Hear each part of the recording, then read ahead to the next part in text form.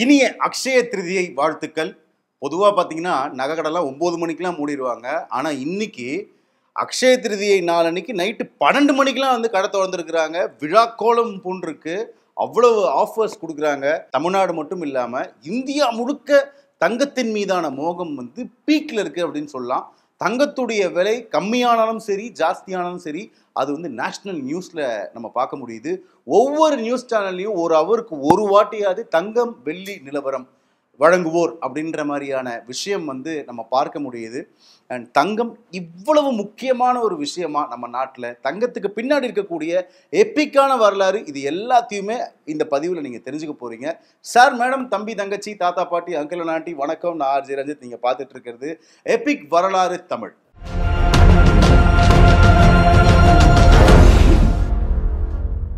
உலகம் முழுக்க தங்கத்துக்கு மோகம் இருந்துகிட்டே இருக்கு. இப்போ வந்து ரீசெண்டா விலை ஏறுறதுக்கான காரணம் என்ன அப்படின்னாக்கா, சைனா, டர்க்கி மாதிரியான நாடுகள் தங்கத்தை அதிகமா வாங்கி சேர்க்கிறாங்க. அதனால டிமாண்ட் ஜாஸ்தியா இருக்கு.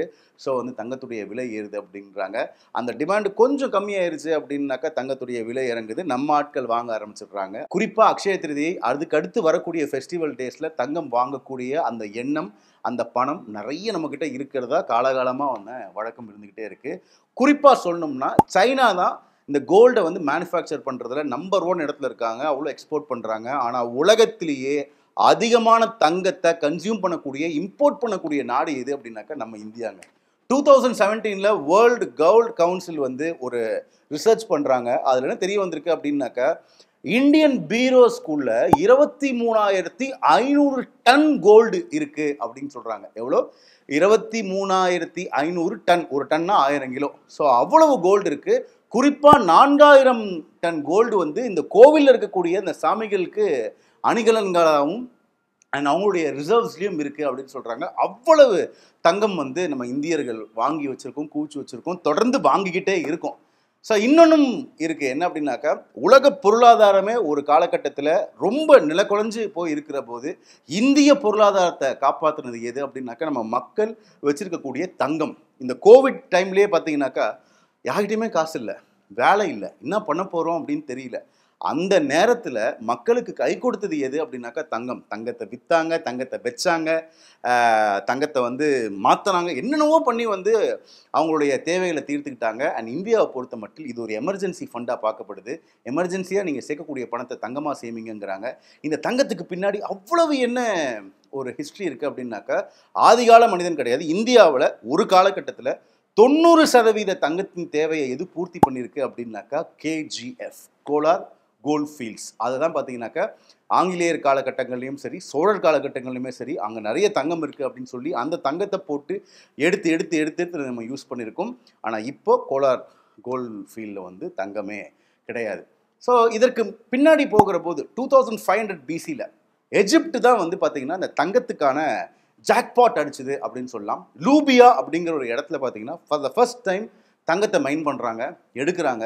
ஒரு நூற்றாண்டுக்கு இந்த உலகம் முழுக்க எவ்வளவு தங்க நகைகள் வேணுமோ அந்த தங்கம் எல்லாமே லூபியாவில் இருக்கக்கூடிய அந்த மைன்லேருந்து மட்டும் கிடைச்சிருக்கு. ஸோ எகிப்தியர்களுடைய ஒரு பாரம்பரிய அணிகலன்களாக வந்து தங்கம் மாறிச்சு. எகிப்தியர்கள் மாதிரியே இன்னும் நிறைய பேர் தங்கத்தை யூஸ் பண்ணியிருக்காங்க. கிரீக்ஸ் யூஸ் பண்ணியிருக்காங்க, பாபிலோனியன்ஸ் யூஸ் பண்ணியிருக்காங்க. எஜிப்தியர்கள் பற்றி சொன்னல, இவங்க தான் ஃபஸ்ட்டு வந்து இந்த கோல்டில் காயின்ஸை வந்து கொண்டு வராங்க. அந்த காயின்ஸுக்கு ஷெக்கல்ஸ் அப்படின்னு பேர் வைக்கிறாங்க. இந்த ஷெக்கல்ஸ் அப்படிங்கிறது பார்த்தீங்கன்னா 3 பங்கு தங்கம், 1 பங்கு வெள்ளியோட சேர்ந்து இருக்கிறது தான் அந்த ஷெக்கல்ஸ். ஸோ இப்படி தங்கம் வந்து பல இடங்களில் யூஸ் பண்ணிட்டு இருக்கிற போது இப்போ நீங்களும் நானும் ஒரு கடைக்கு போய் தங்கம் வாங்குறோம் அப்படின்னாக்கா அதை எதில் மதிப்பீடு பண்ணுறோம்? Carrot, 24 carrot, 22 carrot, 18 carrot. இந்த கேரட் அப்படிங்கிற வார்த்தை எங்கிருந்து வந்துச்சு அப்படின்னாக்கா கபீப் சீட்ஸ் அப்படிங்கிற வார்த்தையில் தான் ஆரம்பிச்சுது. ஸோ முன்னாடிலாம் வந்து தங்கத்தை எடை போடுறதுக்கு வந்து கற்கள் கிடையாது, அதாவது கேஜிஸ்லாம் வச்சு எடை போட முடியாது. அந்த சீடுடைய அளவு எவ்வளவோ அதற்கேற்ற மாதிரி தங்கம். ஸோ அந்த வார்த்தையிலேருந்து மருவி தான் கேரட்டுன்றது வந்துச்சு. 24 கேரட்னா என்ன அப்படின்னாக்கா 24 பங்கு தங்கம். இதே 22 கேரட் அப்படின்னா 22 பங்கு தங்கம் அண்ட் 2% வந்து வேற மெட்டல்ஸ். 18 கேரட் அப்படின்னா 18 times of gold and rest 6% or 6 times வந்து வேற மெட்டல். ஏன் இந்த வேற மெட்டலில் கலக்குறாங்க அப்படின்னா, தங்கம் அப்படிங்கிறது இந்த குரூப் டேபிளில் சயின்டிஃபிக்காக அந்த பிரேக்கிங் பேடில் வர மாதிரி குரூப் டேபிளில் 11 அப்படிங்கிற குரூப் டேபிளில் இருக்குது. அதோடைய அட்டாமிக் நம்பர் 79. அதோடைய ஃப்ளெக்சிபிள் ப்ராப்பர்ட்டிஸ் வந்து ரொம்ப ஜாஸ்தியாக இருக்குது. தங்கம் வந்து ஈஸியாக வளைஞ்சிரும். அது மட்டும் இல்லாமல் அசிடிக்காக ரொம்ப ரியாக்டிவ் மெட்டல் தங்கம் சொல்லலாம். அதனால தான் தங்கத்தை ஒரு இடத்துல வந்து தங்கம் இருக்கக்கூடிய உலோகத்தில் நைட்ரிக் ஆக்சைடை மிக்ஸ் பண்ணாங்க அப்படின்னாக்கா தங்கம் மட்டும் தனியாக வந்துடும். அப்படிப்பட்ட தன்மை வந்து தங்கத்துக்கு இருக்குது. அதை அணிகலனாக மாற்றணும் அப்படின்னாக்கா காப்பரோ இல்லை நிக்கலோ இல்லை வேறு ஏதாவது ஒரு மெட்டலையோ வந்து கொண்டு வந்தால் தான் தங்கத்தை ஒரு அணிகலனாக வச்சுக்க முடியும். சரி, ஓகே, நம்ம தமிழகத்துக்கு இந்தியாவுக்கு தங்கம் எப்படி வந்துச்சு அப்படின்னா, இதுவரைக்கும் சயின்டிஃபிக்காக எதுவுமே ப்ரூவ் பண்ணப்படலை. அதாவது இந்தியாவில் தங்கம் இருந்தால் மாதிரியோ இல்லை இந்த இடத்துல இருந்தால் தங்கம் எடுத்தா மாதிரியோ எந்த இடத்துலையும் சயின்டிஃபிக்காக ப்ரூவ் பண்ணப்படலை. பட் சோழர்கள் மற்றும் முகலாய மன்னர்கள் வந்து யூஸ் பண்ண கோல்டு, அதோடைய சாயல் கோலார் கோல்ட் மைன்ஸ்லேருந்து இந்த தங்கம் எடுக்கப்பட்டிருக்கலாம் அப்படின்னு வந்து சொல்லப்படுது. ஸோ சோழர்கள் வாழ்ந்த காலகட்டங்கள்லையும் பார்த்தீங்கன்னாக்கா தங்கம் யூஸ் பண்ணியிருக்காங்க. அவங்க தான் நம்ம தமிழகத்தில் இந்தியாவில் ஃபார் த ஃபர்ஸ்ட் டைம் காயின்ஸை கொண்டு வந்திருப்பாங்கன்னு நம்ம நினைப்போம். பட் அவங்க கிடையாது. இதற்கு முன்னாடியே வந்து பாண்டிய மன்னர்கள் தான் பார்த்தீங்கன்னா for the first time gold coins வந்து கொண்டு வராங்க. அதற்கப்புறம் சோழர்கள் அந்த கான்செப்டை புரிஞ்சுக்கிட்டு நிறைய காயின்ஸை வந்து பொறிச்சு தமிழ்நாடு முழுக்க வந்து அதை வந்து கொடுக்குறாங்க. அண்ட் சோழர்களுக்கு குறிப்பாக கோல்டு எங்கேருந்து கிடச்சிருக்கு அப்படின்னாக்க கிரேக்கர்கள் மற்றும் எகிப்தியர்கள் கிட்ட அவங்க ட்ரேட் பண்ணுற போது தான் வந்து இந்த கோல்டு வந்து எக்ஸ்சேஞ்ச் நடந்திருக்கு. ஏன்னா அங்கே இருக்கக்கூடிய மக்கள் ஸ்பைசஸ்க்காக நிறைய இங்கே வந்திருக்காங்க. அப்படி பிஸ்னஸ் பண்ணுற போது ஒரு பார்ட்டர் சிஸ்டமில் தான் அவங்க நம்மக்கிட்ட இருந்து ஸ்பைசஸ் வாங்கிட்டு போனாங்க. அட் த சேம் டைம் அங்கேருந்து அவங்கக்கிட்டேருந்து நம்ம கோல்டை வாங்கிக்கிட்டோம் அப்படிங்கிற ஒரு தரவுகளும் இருக்குது. இன்னொரு பக்கம் ஒரு மறைக்கப்பட்ட உண்மையுமே இருக்குது. என்னன்னாக்கா தங்கம் வந்து ஏன் மனுஷனுக்கு ரொம்ப பிடிக்க ஆரம்பிச்சுது அப்படின்னாக்கா, அது பார்க்கறதுக்கு ரொம்ப ஷைனிங்காக இருக்குது, துரு பிடிக்காது. அதோடைய கேரக்டரிஸ்டிக்ஸை புரிஞ்சுக்கிட்டு அதை வியாபாரமாக யூரோப்பியர்கள் வந்து மாற்றினாங்க. எங்கெங்கெல்லாம் தங்கம் கிடைக்குதோ அங்கங்கெல்லாம் போங்க அப்படின்னு சொல்லிட்டு லட்சக்கணக்கான மக்கள் தங்கத்தை தேடி போகிறாங்க. அப்படி யூரோப்பியர்கள் வந்து இந்தியாவில் ஸ்பைசஸ்ஸு மசாலா இதெல்லாம் வந்து பார்த்துட்டு அவங்க ட்ராவல் பண்ணுற போது கண்டெடுக்கக்கூடிய இடம் தான் பார்த்திங்கன்னா அமெரிக்கா. அங்கேயுமே தங்கம் கிடைக்குது அப்படிங்கிறதுனால யூரோப்பியன்ஸ் எல்லாமே அங்கே போய் தங்கத்தை எடுக்கிறாங்க. இதை கோல்டு ரஷ் அப்படின்னுமே சொல்கிறாங்க. 1803 இது நடக்குது. பிரசீலில் ஒரு இடத்துல தங்கம் கிடைக்குது. அதை வந்து பார்த்தீங்கன்னாக்கா வணிகப்படுத்தி அதை ஒரு பிஸ்னஸ் ஆக்கி அதை வச்சு பல லட்சம் கோடி ரூபாய்கள் வந்து யூரோப்பியன் சம்பாதிச்சிருக்கிறாங்க. இந்த கோல்டு ரஷ்ஷு அப்படியே ட்ராவல் ஆகி ஒரு நாட்டுக்கு போதுங்க, அது தாங்க ஆஃப்ரிக்கா. அங்கே இருக்கக்கூடிய வளம் பார்த்தீங்கன்னா அவ்வளவு சிறந்த வளம். அது நேச்சுரலாக இருக்கட்டும் கோல்டாக இருக்கட்டும். ஆஃப்ரிக்கா வந்து கோல்டன் வேலி அப்படின்னு சொல்கிறாங்க.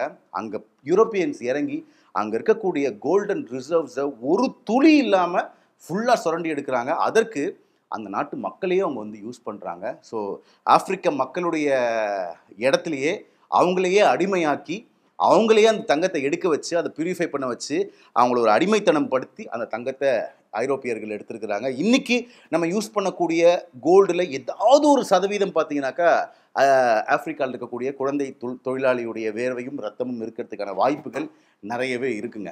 ஸோ இப்படி தான் பார்த்தீங்கன்னா கோல்டு ரஷ் அண்ட் கோல்டு பார்த்தீங்கன்னா மாறி மாறி வந்துகிட்டு இருக்கு. நம்ம நிறைய கன்சியூம் பண்ணிக்கிட்டே இருக்கோம். அடுத்த 15 வருஷத்தில் பார்த்தீங்கன்னா உலகத்தில் இருக்கக்கூடிய மொத்த கோல்டுமே வந்து தீர்ந்துடும்.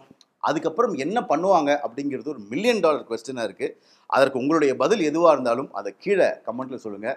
இன்றைக்கி அக்ஷய திருதியை அப்படிங்கிறதுனால தங்கம் வாங்கினா ரொம்ப நல்லதுன்னு சொல்லுவாங்க. இது காலகாலமாக சொல்லப்படுற ஒரு விஷயம். நீங்கள் இன்றைக்கி எவ்வளோ கிராம் கோல்டு வாங்குனீங்க, இல்லை எவ்வளோ வாங்கலாம்னு நினைக்கிறீங்க அப்படிங்கிறதையும் கீழே கமெண்ட்டில் சொல்லுங்கள். இந்த இன்ஃபர்மேஷன் உங்களுக்கு ரொம்ப யூஸ்ஃபுல்லாக இருந்திருக்கு, ஆஹா தங்கத்துக்கு பின்னாடி இவ்வளோ விஷயங்கள் இருக்கா அப்படிங்கிற மாதிரி நீங்கள் ஃபீல் பண்ணிங்க அப்படின்னாக்கா மறக்காமல் இந்த மாதிரி நிறைய வீடியோஸ் அடுத்தடுத்து நாங்கள் போஸ்ட் பண்ணுவோம். அதெல்லாம் பார்த்து தெரிஞ்சுக்கிறதுக்கு எபிக் வரலாறு தமிழ் சேனலை லைக் பண்ணிக்கோங்க, ஷேர் பண்ணுங்கள், சப்ஸ்கிரைப் பண்ணுங்கள்.